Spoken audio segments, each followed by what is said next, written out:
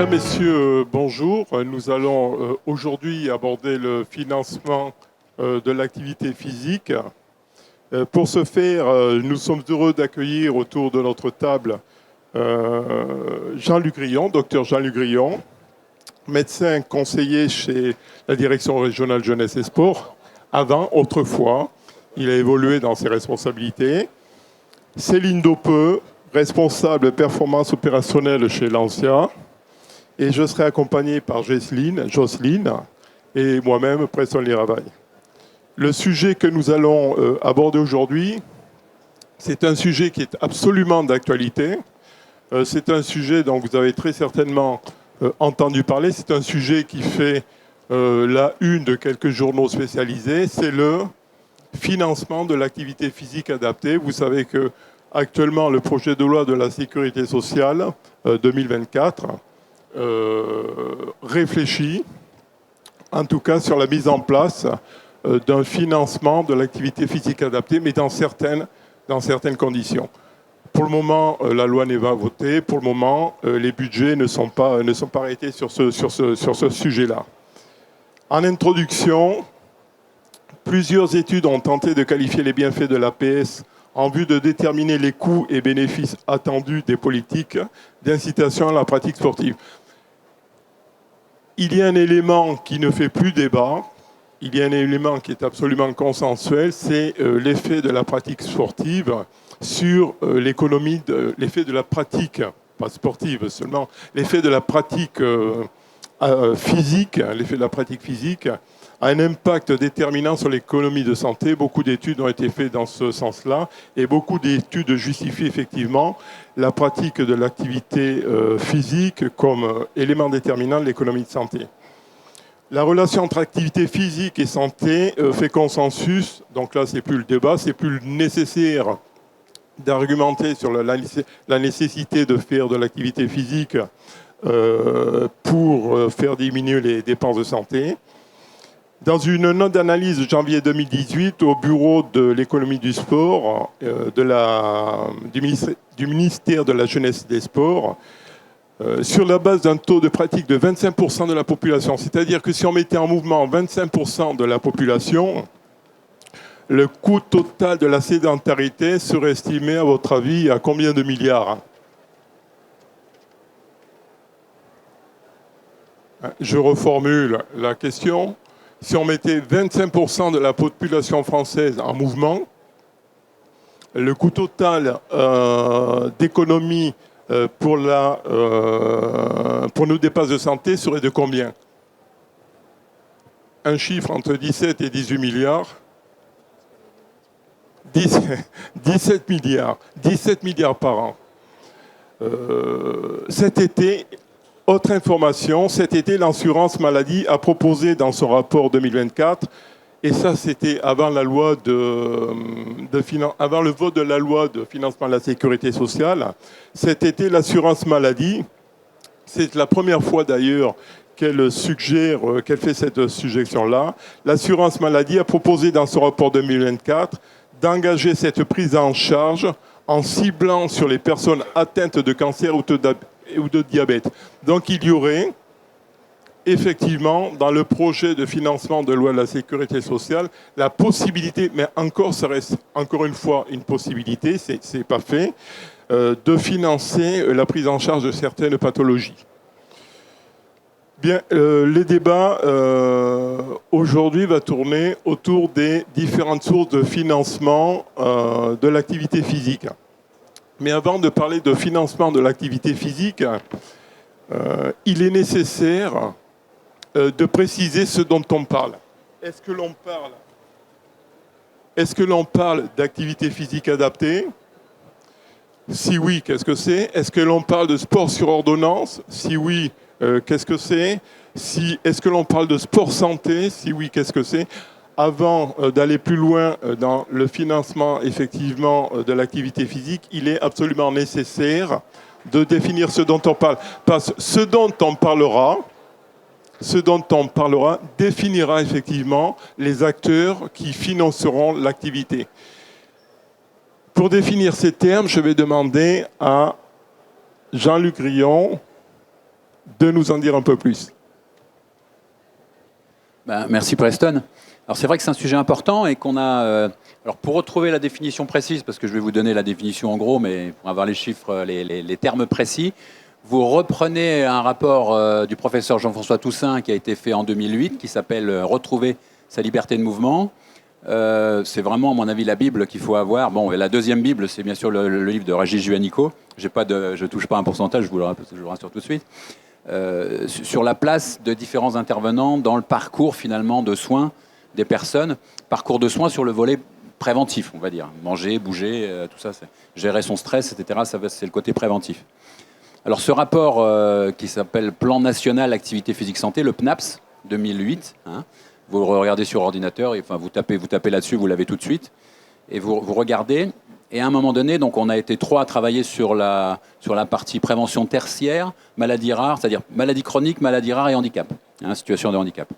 Et donc on a défini avec Claire Perrin, alors on s'est un peu frité au début parce que vous imaginez bien qu'entre activité physique adaptée, elle qui a été représentant la C3D, la conférence des doyens de STAPS, pendant toutes ces réunions avec les ministères, etc., pendant longtemps, les masseurs kinésithérapeute, alors autour de la table on avait les kinés, les représentants des kinés, les syndicats, etc. Et on a trouvé une définition qui était pas mal. Alors, activité physique adaptée, en gros, c'est un... Pour ce qui est de l'enseignant en activité physique adaptée, avec 3 niveaux de qualification, bon, à la limite, c'était à l'époque, je ne sais plus son nom, hein, une personne qui avait travaillé là-dessus. Il y a un premier niveau intervenant face à face, pédagogique, on va dire, hein. Et cette personne-là, finalement, elle explore toutes les ressources qu'a une personne, elle est capable de l'accompagner vers un projet d'activité physique adaptée, vous voyez, c'est-à-dire adapté à son état de santé, adapté à sa fragilité, adapté à son autonomie dans la pratique, parce qu'à chaque fois, il y a les trois choses. Le deuxième niveau, c'est être capable d'organiser un projet. Donc, en général, c'est master, par exemple, master APA dans les UFR STAPS. Et puis, le troisième niveau, c'est par exemple dans un hôpital, on peut être cadre de santé. Et je crois que c'est possible tout à fait pour les enseignants APA d'être cadre de santé d'un établissement hospitalier sur le volet activité physique adaptée. Ça peut se faire dans un service de kiné, dans un service de soins de suite, etc. Donc voilà. Et le sport santé, c'est quoi? Donc on s'est entendu là-dessus. C'est finalement faire en sorte qu'en relais près de chez soi, la personne puisse trouver quelqu'un qui est capable de poursuivre, etc. Mais la personne, une fois qu'elle a eu sa rééducation fonctionnelle, par exemple, ou sa prise en charge avec les 12 séances d'activité physique adaptée. Donc nous, on a la chance d'avoir Prescrimove en Champagne-Ardenne. Et Prescrimove, c'est 12 séances financées par l'Agence régionale de santé qui permettent à la personne, finalement, avec un masseur kinésithérapeute ou avec un enseignant APA. Et franchement, nous, les kinés et les APA, ils s'entendent super bien maintenant. Ça, j'en suis vachement content. C'est vachement important. Donc, la personne retourne près de chez elle. Elle est capable d'aller dans un club que les fédérations sportives ont labellisé en quelque sorte. Et nous, au niveau du réseau Sport Santé, on a labellisé cette structure-là. Ce qui fait que la personne retrouve dans son club une offre Sport Santé de la fédération d'aviron, de la fédération d'athlétisme et toutes les fédérations, les 45 fédérations qui sont allées là-dedans. Ou dans une salle de remise en forme, puisque les salles de remise en forme maintenant sont dans la boucle. Et moi, que ce soit le groupe Orange Bleu, que ce soit le groupe Elancia. Alors Elancia, je râle après eux parce que je trouve qu'il n'y a pas assez de salles dans notre région. Il en faudrait beaucoup plus, hein, etc. Bon, après, vous aurez le témoignage de notre représentant kiné au sein de la Société française Sport Santé. Il pourra venir vous dire 2 mots sur comment le kiné voit les choses. Hein, c'est important. Hein. Kiné et représentant de patient en même temps. Hein, donc ça, c'est vachement important. Hein, ce sera une personne ressource pour nous. Donc voilà un peu comment on voit la différence entre les deux. Hein. Je ne sais pas si c'est clair pour vous. Et ça, c'est organisé par le réseau Sport Santé. Moi, je suis président du réseau Sport Santé Bien-être. On fait en sorte que les démarches qualité tout au long du parcours des gens soient mises en œuvre, que ce soit par les kinés. Alors, il y a aussi bien sûr les masseurs, les masseurs, mais aussi les ergothérapeutes et les psychomotriciens, parce que c'est aussi 2 métiers qui sont complètement dans la boucle. Dans le décret, ils ont la possibilité d'accueillir les gens qui sont en limitation sévère, par exemple. Et puis les autres, bien évidemment.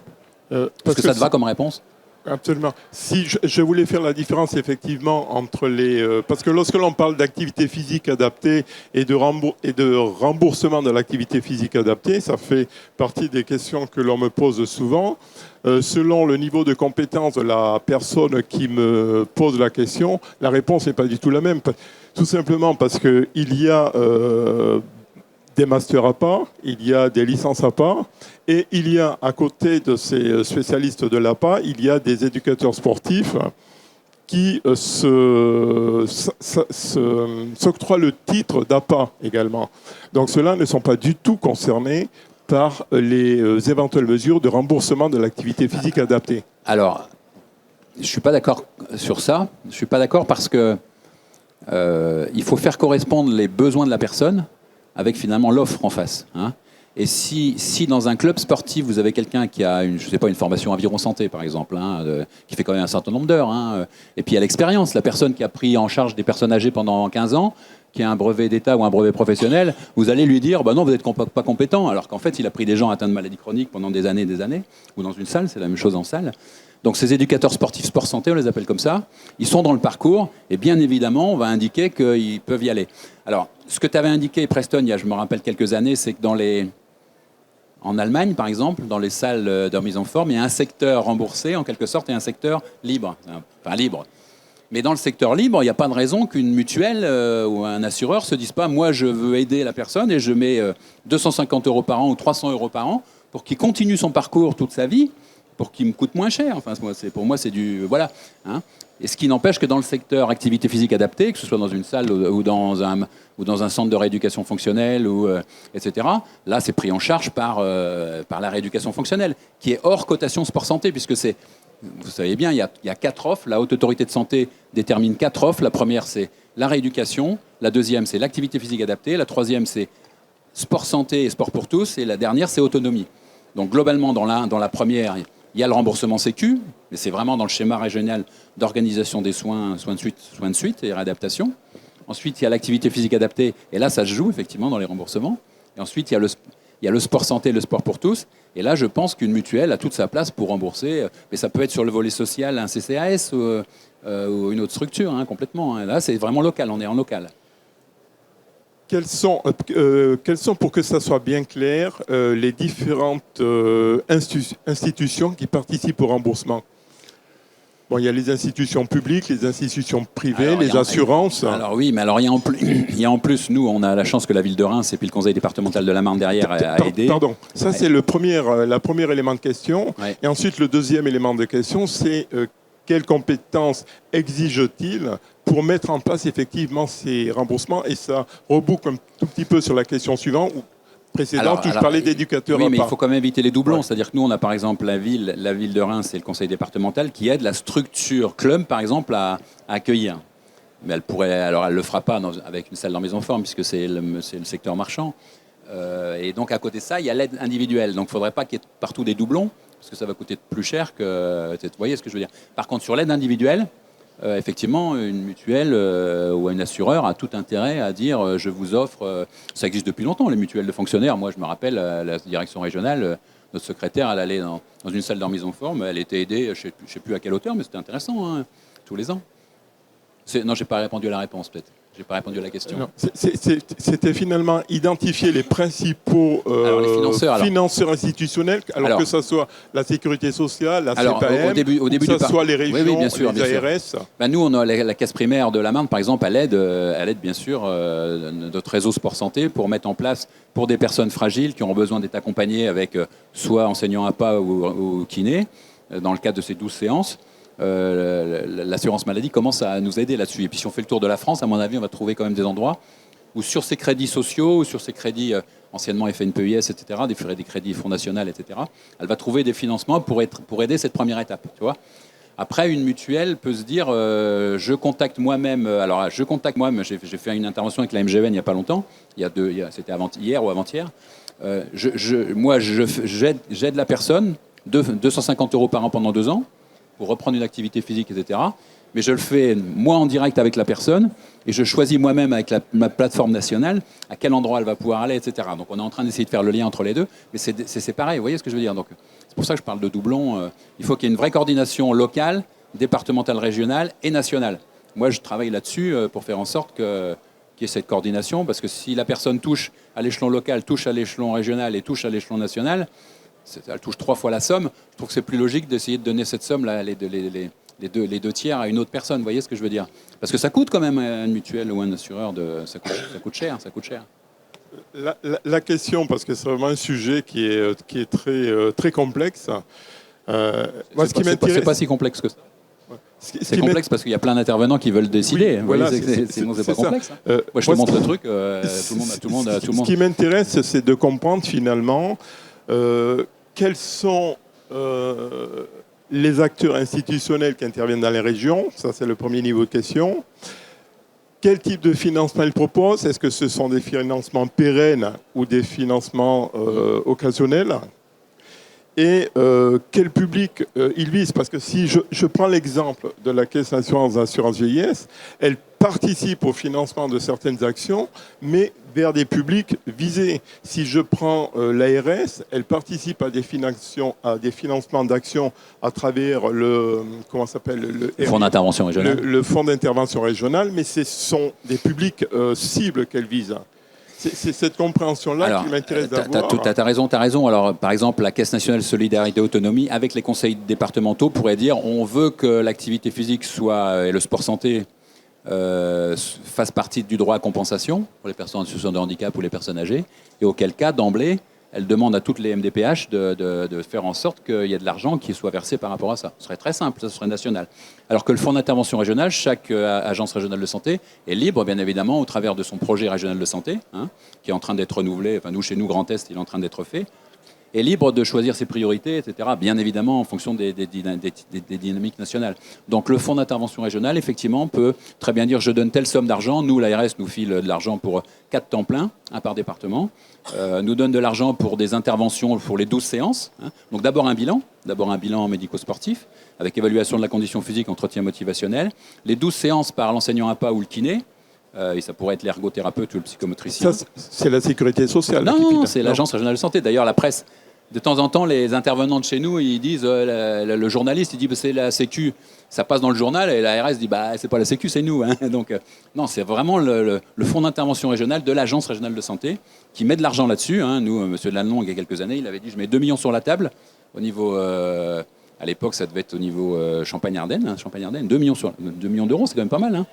Et donc, on va organiser ça. Non, c'était plutôt au niveau Grand Est. Et donc, à côté de ça, il y a le suivi téléphonique, parce que nous, les secrétaires, par exemple, téléphonent au bout de 2 mois, au bout de 5 mois, au bout de 9 mois, au bout d'1 an, pour savoir si la personne continue, etc. Donc ça, c'est pris en charge par le forfait. Donc nous, on en reçoit l'argent et on le redistribue. On a nos 4 temps pleins et on le redistribue. Voilà. Mais ça, c'est Prescrimove, c'est les Grands Est, vous voyez ce que je veux dire? C'est pas la même chose avec Prescriform en Ile-de-France, c'est pas la même chose selon les régions, en fait. Et la Sécu peut amender là-dessus. C'est pour ça que le réseau sport santé a un rôle de coordination. Alors les maisons sport santé vont progressivement prendre le relais, effectivement, pour que sur les territoires, elles soient en capacité d'avoir cette vision panoramique et de dire, avec les partenaires financiers, on s'arrange pour que nous, réseau, on assure la démarche qualité. On dit qui est capable de faire quoi, en lien bien sûr avec le national. Parce qu'une mutuelle qui a sa plateforme, la MGVN par exemple, qui a sa plateforme nationale, il faut qu'on travaille avec elle pour que ce soit les personnes soient reconnues de la même façon. Parce que s'il y a une aide d'un conseil départemental ou de l'ARS sur telle personne, et puis que la mutuelle aide avec un autre schéma de démarche qualité, ça ne pourra pas aller. Donc c'est pour ça que je dis qu'on peut avoir la vision globale, mais chaque acteur aime bien être chez lui, etc. Alors nous, avec des coupons sport qu'on aimerait bien mettre en place, avec ces coupons sport, sur le coupon, on aurait la mutuelle qui mettrait son tampon, un autre qui mettrait son tampon. Donc ça, j'ai vendu ça à la mutuelle des sportifs avec Madame Spitzbart, la directrice, il y a quelques années, mais elle n'en voulait pas. Chacun veut rester maître chez lui sans communiquer avec les autres. Donc, c'est pour ça que c'est compliqué. Est-ce que jusqu'à présent, ma première question, ça va être est-ce que c'est clair? Est-ce que vous avez et la deuxième, c'est est-ce que vous avez des questions? Moi, j'ai une question à poser. Je veux savoir qui est-ce qui réalise le bilan initial? Chez nous, le bilan initial, alors tout dépend s'il est réalisé à l'hôpital, dans un établissement médico-social ou s'il est réalisé par le réseau. Nous, si c'est le réseau, c'est très simple, le bilan. C'est réalisé par ça s'appelait éducateur médico-sportif avant, alors maintenant c'est quasiment que des APA, mais il peut y avoir quelqu'un qui a une formation STAPS, mais pas obligatoirement APA à l'époque, parce qu'on n'avait pas de filière APA, et qui devient éducateur médico-sportif. Alors maintenant, chez nous, avec Prescrimove, ça s'appelle intervenant Prescrimove. C'est financé par l'Agence régionale de santé intégralement, mais pour les ALD post-Covid, post-troubles musculo-squelettiques et obésito, mais c'est déjà mieux que les 8 pathologies qu'on avait avant, c'est déjà bien, et c'est financé. Et l'intervenant, c'est obligatoirement ceux qu'on a sélectionnés. Nous, on en a 35 dans la région ex-Champagne-Ardenne, et ces 35-là, ils sont soit enseignants APA, la plupart, soit kinés, et les kinés de plus en plus viennent dessus, et ça c'est génial, vraiment génial, parce que les médecins, ils ont confiance dans le kiné, ils ont l'habitude de travailler avec lui tout le temps. Et soit ça peut être un éducateur sportif qui est par exemple dans un hôpital depuis 15 ans, qui est dans une unité d'éducation hospitalière. Lui, il peut faire l'entretien motivationnel et le bilan de la condition physique. Hein. La personne qui dit il n'est pas compétent pour le faire, il vient me voir et puis on va en discuter. Hein. Donc voilà. Donc on a ces intervenants-là. Est-ce que ça vous va comme Très bon, ça va, parce que pour répondre à ma question, moi j'aimerais que ce soit des professionnels de santé, ça soit initial. Parce que il y a santé dans ce que vous dites, et sur un patient en ALD, je suis pas sûr je suis pas sûr qu'un enseignant en activité, un éducateur en activité physique adaptée soit capable de faire un bilan initial. Je vais prendre un exemple un peu idiot, enfin pas vraiment finalement. Vous avez un enfant qui est dyslexique, vous ne l'envoyez pas voir un professeur de français, vous l'envoyez voir un orthophoniste. Et c'est ça, moi, c'est ça un peu qui me gêne, parce que les patients en ALD, les personnes âgées qui veulent se remettre à une activité physique, faut qu'ils soient d'abord vus par un professionnel de santé. Voilà. Alors, je suis tout à fait d'accord avec vous, mais ça peut être vu par un professionnel de santé ou en rapport avec une maison de santé pluriprofessionnelle, une équipe de soins primaires, une CPTS, une communauté professionnelle territoriale de santé, un dispositif d'appui à la coordination, le DAC, qui travaille sur les cas complexes. Nous, on travaille avec, je fais dans les 2 réunions de DAC, etc. Ça se passe très bien, parce que chacun voit ce qu'il peut apporter. Donc, on est capable de répondre de plus en plus aux 3 niveaux pour prendre en charge quelqu'un, que sont l'état de santé, l'état de fragilité et le niveau d'autonomie dans la pratique. Vous n'allez pas demander à Marc Spitz de faire de la natation avec puisqu'il était diabétique, il était suivi pour diabète. Marc Spitz, il n'a pas eu besoin d'avoir un kiné pour apprendre à nager. Vous voyez ce que je veux dire, hein? Tu voulais intervenir? Oui, bonjour. Donc effectivement, moi je prône la collaboration et le parcours du patient. Ça fait 10 ans que je collabore avec des professionnels d'activité physique adaptée. Je suis effectivement membre de la SF2S. Je crois surtout qu'il faut qu'on parle de parcours de soins. Parce que quand je vous entends, et je vous connais parce qu'on passe du temps ensemble, et je sais notamment l'investissement, mais à aujourd'hui, on a une problématique, c'est qu'on a de plus en plus de patients chroniques qui arrivent, et on ne sera pas assez, en fait. Les bonnes volontés humaines, en fait, aujourd'hui, presque le téléphone portable, ça marche plus. C'est-à-dire que les circuits courts, comme on essaye de faire, en fait, devant la recrudescence des patients, devant même la construction des malades chroniques par l'amélioration, on a la chance d'avoir Jocelyne Roland qui a initié elle m'a parlé de la kinésithérapie de la douceur et de la beauté il y a quelques mois, et c'est vraiment ça. C'est-à-dire que pour être beau, il faut bouger. Et en fait, je rejoins le Conseil de l'Ordre en 2016 sur la proclamation de la loi Sport Santé a travaillé sur le bilan kiné APA. Je crois on parle d'innovation et de changement des mondes. 110 000 kinés sur le territoire. Nous, on a cette capacité de toucher les gens dans le sens, on les déshabille, on optimise. On va optimiser en fait la capacité à bouger et comment bouger. Toi, tu es kiné, je sais pas si tu l'as dit Alors, tout à l'heure. moi, je suis kiné, j'ai une formation en préparation physique avec Michel Pradet. Enfin, moi, à la limite, je ne suis pas représentant de ce qu'est la situation. Mais l'innovation de demain, ça va être de parler de parcours de soins, et presque l'important, c'est de rentrer dans le parcours. Et qu'à partir du moment où on est dans le parcours et qu'il y a une dysfonction, le patient va pouvoir se rentrer dans ce cercle vertueux pour pouvoir en sortir. Et je pense que c'était un peu l'objet de l'intervention de M. Goujon, c'est de dire à un moment donné comment on pousse un peu les lignes. Le fait que vous m'ayez accepté, entre guillemets, à la SF2S, c'était cette idée-là. C'est comment on pousse les lignes pour que ce soit moins difficile. Parce que cette recrudescence à un patient qui est obèse, quelque part, s'il ne voit pas à un moment donné un kiné qui va regarder la complexité de la pathologie sur ce système musculo-squelettique, il pourra avoir un impact qui va à un moment donné pas pousser le champ des possibles. Et si on parle de sport santé, on parle de filière métabolique, on parle de ce qui soigne.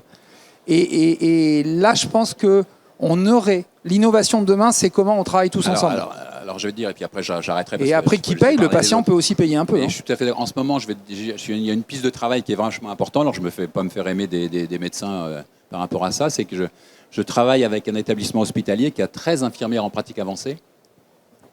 Et l'infirmière en pratique avancée, elle a quand même 2 ans de plus qu'infirmier. Elle est capable de faire de l'éducation thérapeutique, elle est capable d'accompagner quelqu'un même sur le plan de l'activité physique. Et à un moment donné, effectivement, l'enseignant APA ou le kiné, il a un plus parce que son métier, son cœur de métier, c'est de s'occuper de ça. Donc les infirmières de pratique avancée, je peux vous dire qu'elles vont travailler sur le bilan éducatif partagé, parce que le sport santé, c'est de l'éducation thérapeutique du patient, bien évidemment, au départ. Comment voulez-vous faire du changement comportemental sans aller là-dessus? C'est obligatoire. Hein. Donc voilà, je m'arrête parce que j'ai trop parlé déjà. J'aimerais passer le micro. Désolée. Nous, on est kinés toutes les quatre et on fait partie on vient de créer une maison de santé pluridisciplinaire avec des médecins, etc. Donc, on rentre un petit peu dans tout ce que vous êtes en train de parler et c'est le grand inconnu.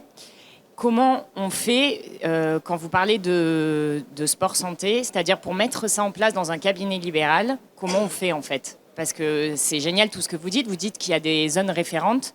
Nous, on habite... Vous êtes où On est près d'Avignon. Ouais. Donc voilà, mais comment on met tout ça en place?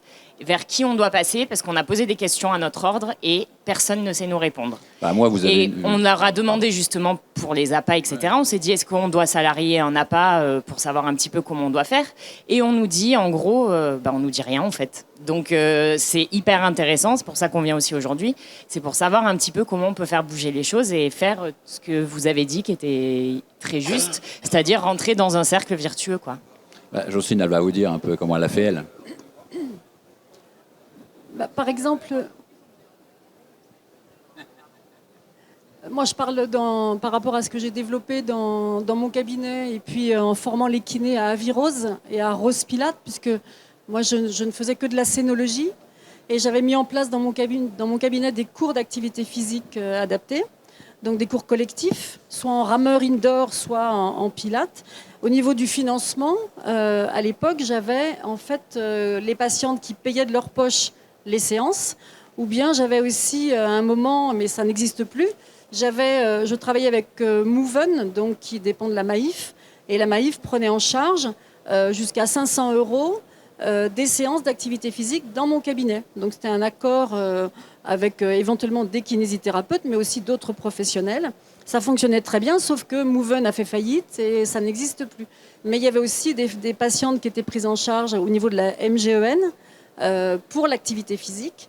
Il y avait aussi des femmes qui avaient une prise en charge de leur comité d'entreprise, donc il faut le savoir. Les comités d'entreprise parfois financent l'activité physique des salariés et le kinésithérapeute n'en bénéficie pas directement, mais c'est en faisant une facture pour l'activité physique, le patient se fait rembourser par son comité d'entreprise. Tout ça, bien évidemment, en dehors de la sécurité sociale, puisque en dehors de toute nomenclature kiné. Ensuite, il y a d'autres assurances comme Allianz, comme Swiss Life, comme le groupe Pasteur Mutualité qui prennent en charge l'activité physique. Il faut juste que les patients réclament auprès de leurs assurances cette prise en charge. Et après, en fonction des assurances, il y a tel et tel montant qui est pris en charge. Et en fait, j'ai envie de dire peu importe le montant, parce que souvent, c'est la façon de mettre le pied à l'étrier du patient par rapport à l'activité physique. Dans le cadre de la scénologie, donc je dis souvent les patientes, de prendre goût à cette activité physique, de voir les bienfaits que procure cette activité physique pour qu'elle soit pérennisée dans la vie et pour toute la vie. Et là, je dis toujours la petite phrase qui me tient à cœur, c'est que quand vous faites faire de l'activité physique à une patiente qui a eu un cancer du sein, il ne faut pas qu'elle comprenne que c'est juste le temps du cancer et de sa guérison, parce que là, on a tout faux. Il faut qu'elle comprenne que c'est pour le bien vieillir. C'est-à-dire que c'est pour elle, en tant que femme, pour vieillir en bonne santé, pour vieillir en forme et puis peut-être en beauté aussi. Et à ce moment-là, cette femme, elle a compris que l'activité physique fait partie de sa vie. Et après, une fois qu'elle a compris ça chez le kiné, parce que c'est peut-être la personne qui l'a suivie en kinésithérapie et qui lui a dit l'activité physique, c'est dès le diagnostic d'un cancer du sein, c'est pas quand vous serez rééduqué, c'est dès le diagnostic. Et puis ensuite, cette femme, elle va trouver l'activité physique qui lui convient, que ce soit une activité domestique, de loisirs ou bien un sport, et éventuellement dans un club. Et à ce moment-là, elle va donc pérenniser sa pratique. Et là, il y a aussi des systèmes sport-santé, là dans mon cas c'est Aviron Santé, etc., où il n'y aura pas forcément de prise en charge, ou bien des prises en charge régionales dans des régions qui ont tout compris et qui ont déjà mis en place des choses. Et pour en revenir aux maisons sport-santé, donc c'est très bien que les kinésithérapeutes créent des maisons sport-santé, mais là ça va maisons de dépendre... santé pluriprofessionnelles. Pluriprofessionnelles, oui. Et là, c'est les ARS aussi qui vont prendre en charge. Mais c'est vrai que c'est pas facile de trouver... Mais c'est pas, mais il y a les deux. Voilà, mais c'est pas facile de trouver le lien pour savoir à quelle porte frapper pour qu'il y ait une prise en charge. Et il y a encore beaucoup d'endroits où il n'y a pas de prise en charge. Et c'est ce que je disais tout à l'heure à l'introduction, c'est d'abord il y a une analyse du public que vous voulez recevoir, Et ensuite, en fonction du public, vous allez vous adresser à des organismes particuliers. Ça sera pas, vous n'allez pas vous adresser à la CARSAT si vous avez un public de jeunes. Donc, c'est d'abord s'intéresser au public que vous avez et ensuite vous orienter vers les services ad hoc. L'ARS, la CPAM, la Convention des financeurs dans les territoires. Tout ça ne finance pas les mêmes choses. Il y a d'abord une analyse à faire du sujet et ensuite s'adresser aux bons financeurs. Après, il y a aussi une autre problématique, c'est que, en fait, il ne faut pas confondre compétences et nomenclature. En tant que kiné, on a des compétences et toutes ne sont pas remboursées. Il y a les actes qui sont dans la nomenclature et on a des actes qui sont hors nomenclature. Aujourd'hui, on a capacité à demander aussi une carte qui valide notre capacité à faire de l'éducation sportive. Et ça a été porté par Jean-François Dumas de manière très intense, que le kiné s'affranchisse en disant il y a des choses qui sont de l'ordre du soin et qui sont remboursées. Et il y a des compétences que nous avons, comme l'évaluation, comme le bilan, comme un certain nombre de choses qui ne sont pas dans la nomenclature. Le patient, il y a aussi une éducation. Moi, ça fait 12 ans que je travaille avec des APA au sein de mon cabinet. Donc, je connais bien les choses. Et il y a aussi la notion de parcours de soins qui part par une évaluation. Essayer d'avoir alors pas une obligation de résultat, mais de donner un objectif qui conduit à une posologie en disant, voilà, il y a des choses qui sont remboursées, des choses qui ne sont pas remboursées. Et ensuite, les choses s'ouvrent un petit peu. Maladie ALD, pas maladie ALD, type de patient. Et ensuite, il y a des choses qui sont... Et puis, il y a l'investissement du patient dans la maladie chronique parce que malheureusement, il va vivre avec sa maladie. Il dépense en général déjà beaucoup d'énergie. Et dans l'énergie, il y a l'argent, mais pas que. Il y a le temps, il y a les déplacements, il y a une multitude de choses. Donc, il y a une espèce d'audit, ça prend du temps. Et c'est pour ça que le Conseil de l'Ordre avait travaillé, c'est l'occasion, sur ce bilan, oui, qui ensuite conduit à l'offre de soins et à ce qui va être pris en charge et pas pris en charge. Et justement, Mathias, juste pour revenir sur le fait de travailler avec des APA dans un cabinet ou dans une maison sport-santé pluridisciplinaire, sur le site de l'Ordre, il y a des contrats type pour travailler avec un APA qui est ou salarié, mais on peut aussi avoir dans un cabinet de kiné des APA en libéral, qui vont devoir respecter le code de déontologie des kinés, pas faire de pub, etc., être soumis au secret professionnel. Mais ça existe sur le site de l'Ordre. Ouais, hein. Complètement. En fait, on avait travaillé en 2016 sur ça. Alors, on pourra en parler après. Mais si vous allez sur le site de l'Ordre, vous avez tout sur le site de l'Ordre. Alors, je voudrais simplement préciser une petite chose. C'est dommage que Patrick Packert n'est pas là. Si Patrick, t'es dans le coin. Alors Patrick Packert, c'est le référent de la médecine du sport en France depuis 40 ans. Hein. Et on est en train, avec le syndicat, parce que je suis parti du bureau du syndicat national des médecins du sport, on est en train d'essayer de mettre en place la spécialisation de médecine du sport, parce qu'elle n'existe pas pour l'instant. Il y a 12 pays européens qui le font et nous, on ne l'a pas encore. Donc en janvier, on fait les états généraux médecins du sport. Vous savez qu'actuellement, les kinés peuvent relayer la prescription du médecin, mais ne peuvent pas engager la prescription du médecin. Il faut qu'il y ait un passage obligé par le médecin. Je pense que c'est dans ces choses-là qu'il va falloir travailler, hein, pour faire en sorte que... Moi, j'ai certains médecins, je vous le dis, je ne vais pas me faire des amis, mais j'ai certains médecins qui me disent « Mais moi, le kiné, il ne me fait jamais de bilan, j'ai pas de retour, etc. » Donc, au niveau du syndicat des kinés, il faut vraiment qu'il fasse remonter au niveau de tous les kinés quelque chose que le médecin... Alors, nous, avec le réseau, c'est facile, puisque le kiné fait le bilan qu'on demande, que l'ARS demande, donc obligatoirement, il le fait. Mais je pense que les médecins ont besoin d'avoir ce bilan fonctionnel. Enfin, je ne sais pas ce que tu en penses, Jocelyne. Hein. Et une fois que le médecin a ce bilan fonctionnel, c'est son allié, le kiné, au niveau du médecin. Donc, mais il faut qu'il ait ce bilan. Vous voyez ce que je veux dire, hein. Donc ça, il faut faire remonter ça à tous les kinés, ouais, de manière à ce que ces bilans soient faits. Et puis, deuxième chose, nous les kinés, ils viennent, mais ils ont besoin on leur fait faire une formation de 2 jours d'entretien motivationnel, parce que je vous ai dit, on est dans l'éducation thérapeutique du patient. Et moi, les kinés, ils râlent plus maintenant. Hein. Au début, ils disent « Oh, mais nous, kinés, ben non. » Je dis « Non, vous n'êtes pas formés en éducation thérapeutique. » Et avec ces 2 jours-là, entretien, ben là, ils sont nickel. Et là, ils sont contents comme tout d'être dans la boucle. J'aimerais poursuivre sur un cas concret qui va nous permettre un petit peu d'imager tous les sujets que l'on vient d'aborder. Et j'ai pour ça laissé la parole à Céline, qui est responsable performance opérationnelle chez Lancia. Et Lancia, c'est la première chaîne labellisée Salle Sport Santé et qui a des expériences de partenariat avec des professionnels de la santé, des expériences de financement également qui sont intéressantes à partager.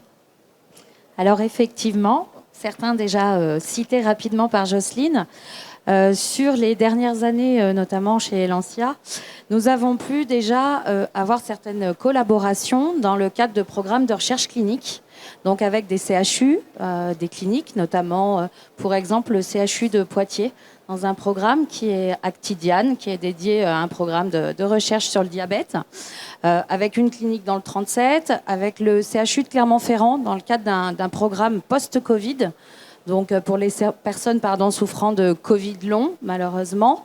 Alors par exemple, avec ce type de programme de recherche, nous avons eu des financements différents. Parfois, effectivement, tout est pris en charge par le CHU ou la clinique, qui participent en totalité au financement.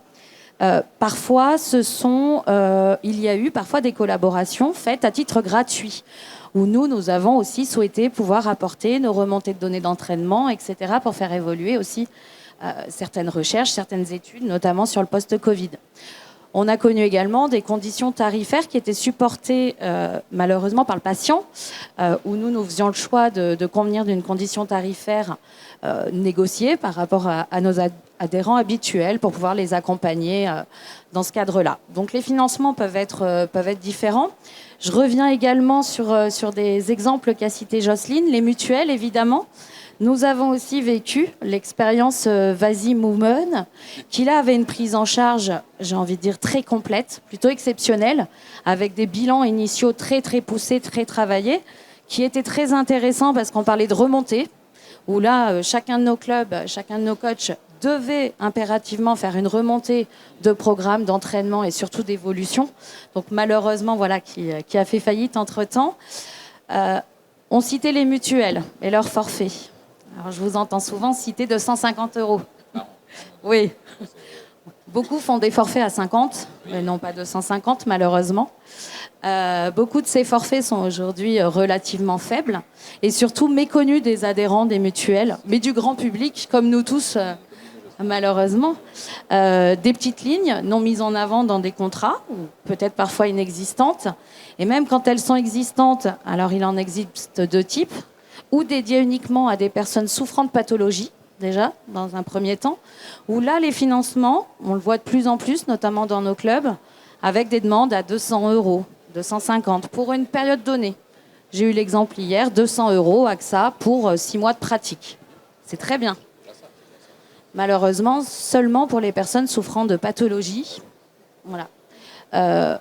Donc méconnus, j'ai envie de dire, du grand public, ou dans des cadres des forfaits qui sont totalement dérisoires. Certaines mutuelles, même encore aujourd'hui, ne référencent aucun financement, ni même très faible. Donc voilà, pour revenir aux mutuelles, c'est ce que l'on connaît aujourd'hui. On le voit sur le volume, chaque année qu'on a de plus en plus de demandes, mais encore, on parle là de cas encore très à la marge. Et pour terminer, comme on parlait aussi du financement en entreprise, il est vrai que depuis... nettement plus depuis ces dernières années, beaucoup d'entreprises, beaucoup de professionnels s'engagent sur une vraie politique de santé pour leurs salariés. Nous, historiquement, nous connaissons d'assez grosses entreprises, grosses CE, qui participent soit sous la forme de prise en charge partielle de l'abonnement, avec souvent des conditions très très intéressantes, où l'entreprise directement nous reverse une part de l'abonnement de tous leurs salariés inscrits, sans limitation de nombre, etc. Donc on le connaît depuis des années, avec des CE totalement différents. Enfin, on est une entreprise, CE Legrand, c'est de l'électricité, installée sur Limoges. On a le groupe DAFI, qui est plutôt sur l'univers moto, etc. Donc il peut y avoir des prises en charge partielles jusqu'à hauteur de 50% de l'abonnement. Donc pas négligeable pour leurs salariés. Et de plus en plus de demandes qui affluent, on le voit ces derniers jours, dernières semaines.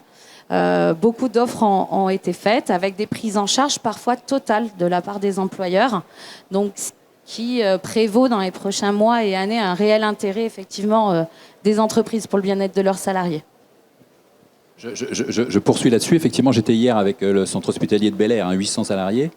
Alors, ça se travaillait au niveau du groupement hospitalier également, le China, Nord-Ardennes. Et le projet Sport Santé qui est en train d'être mis en œuvre va avoir cette vocation, c'est de faire en sorte que tous les salariés puissent avoir accès. Alors on sait, parce que je l'ai fait avec la direction régionale jeunesse et sport en Bourgogne-Franche-Comté, en gros il y a 50% qui sont tout contents d'aller faire du sport avec leurs collègues, et puis 50%, Ils veulent surtout pas faire avec leurs collègues. Donc faut les envoyer dans les salles, dans C'est les vrai. clubs, etc. C'est comme ça. Il y a, je voudrais juste préciser quelque chose et peut-être que ça serait intéressant pour vous. Le financement de chèque sport, qui est financé par le ministère des Sports, a été reconduit cette année. Le décret est passé il n'y a pas très longtemps. Il est financé à hauteur de 100 millions d'euros et il permet de s'inscrire dans des fédérations, également dans des structures privées. Ouais. Je trouve que ce n'est pas suffisamment évoqué, mais finalement, ce chèque de 50 € qui permet de s'inscrire dans une association ou une structure privée permet d'avoir accès à des associations ou des structures privées qui proposent du sport santé ou de l'activité physique adaptée. Alors, ça va même au-delà. Ça va même et au-delà. ça, je trouve que c'est très insuffisamment évoqué, Alors, ce financement indirect du sport santé. Ouais. Alors, vous savez que c'est jusqu'à 18 ans en revenu avec conditions sociales, hein, Oui. mais ça a été étendu aux gens, je crois, c'est 30 ou 35 ans, pour les gens qui relèvent de la MDPH. Donc, ça veut dire que ça va au-delà des 18 ans, hein, puisque c'est l'âge 18 ans. Hein, et des revenus, bien sûr, puisqu'il faut quotient familial, etc. Donc, vous voyez que mine de rien, il y a des pistes un peu partout qui se mettent en place. L'objectif, c'est de coordonner tout ça pour que ça ait du sens sur le territoire local, puisque vous avez raison. Moi, je suis prêt à vous faire travailler avec Philippe Lafleur, qui est notre médecin, qui représente l'URPS kiné chez nous, etc., qui bossera avec vous là-dessus sans aucun problème. Hein. C'est vraiment un sujet très intéressant. Est-ce que vous avez des questions ?